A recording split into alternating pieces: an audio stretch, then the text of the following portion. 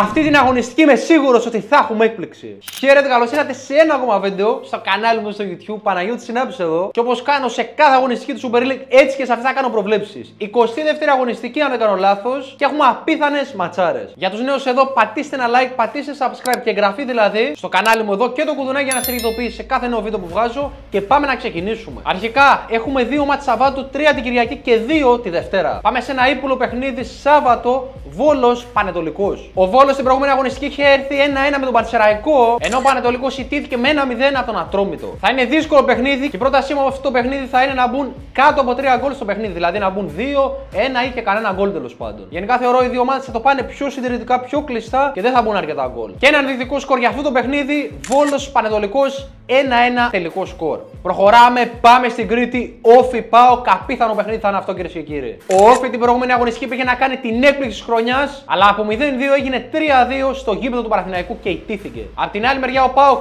ούτε την ΑΕΚ κέρδισε και μάλιστα ιτήθηκε με 1-2 στην έδρα του. Η πρότασή μου αυτό το παιχνίδι είναι να σκοράρουν και οι δύο ομάδες. Ο Όφι γενικώς έχει πολύ καλή ομάδα όπως και ο ΠΑΟΚ και θεωρώ θα δούμε ένα πάρα πολύ καλό παιχνίδι. Και εδώ θα έχουμε έκπληξη, κυρίες και κύριοι, αφού ενδεικτικό σκορ θα είναι Όφι ΠΑΟΚ 2-2 τελικό. Πιστεύω ότι ο Όφι θα βάλει πάρα πολύ δύσκολα στην ομάδα του ΠΑΟΚ. Πάμε Κυριακή, κυρίες και κύριοι, Ολυμπιακός Αστέρας Τρίπολης. Ο Ολυμπιακός πέτυχε μια σπουδαία πρόκριση με τον Παναθηναϊκό με την γκολάρα του Μουζακίτη στο 94, ενώ ο Αστέρας είναι σε καλή φόρμα αφού κέρδισε και τη Λαμία με 1-0. Η πρότασή μου αυτό το μάτς θα είναι να μπουν στο παιχνίδι 2 με 3 γκολ. Γενικά θεωρώ ότι ο Αστέρας θα βάλει δύσκολα στον Ολυμπιακό, ωστόσο στο τέλος της ημέρας πιστεύω ότι ο Ολυμπιακός θα κερδίσει τον Αστέρα Τρίπολης. Ένα ενδεικτικό σκορ αυτό το παιχνίδι θα είναι Ολυμπιακός Αστέρα Τρίπολης 2-1 τελικό σκορ. Προχωράμε, πάμε σε μία ακόμα έκπληξη σε αυτή την αγωνιστική.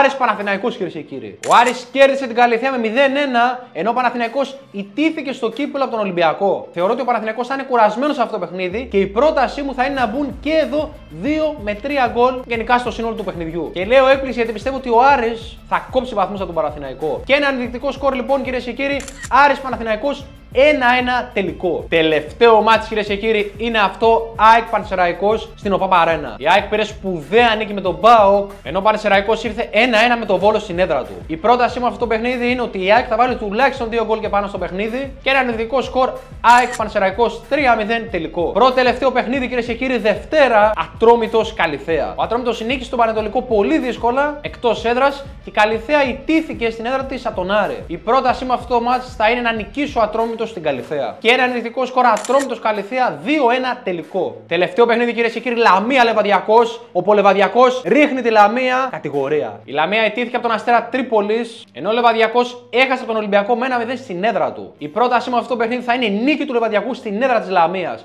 Γι' αυτό και λέω ότι ο Λεβαδιακός θα ρίξει τη Λαμία κατηγορία. Και ένα ενδεικτικό σκορ Λαμία Λεβαδιακός 0-1 τελικό. Νομίζω ότι αυτές ήταν, κυρίες και κύριοι, οι προβλέψεις μου και αυτή την αγωνιστική της Super League. Αν σας άρεσε φυσικά το βίντεο, πατήστε ένα like, κάντε ένα subscribe, εγγραφή δηλαδή στο κανάλι μου στο YouTube και το κουδουνάκι για να σε ειδοποιήσει σε κάθε νέο βίντεο που βγάζω. Και μέχρι την επόμενη φορά, κυρίες και κύριοι, να είστε όλοι υπέροχα. Τα λέμε σε επόμενο βίντεο. Φιλιά πολλά σε όλους.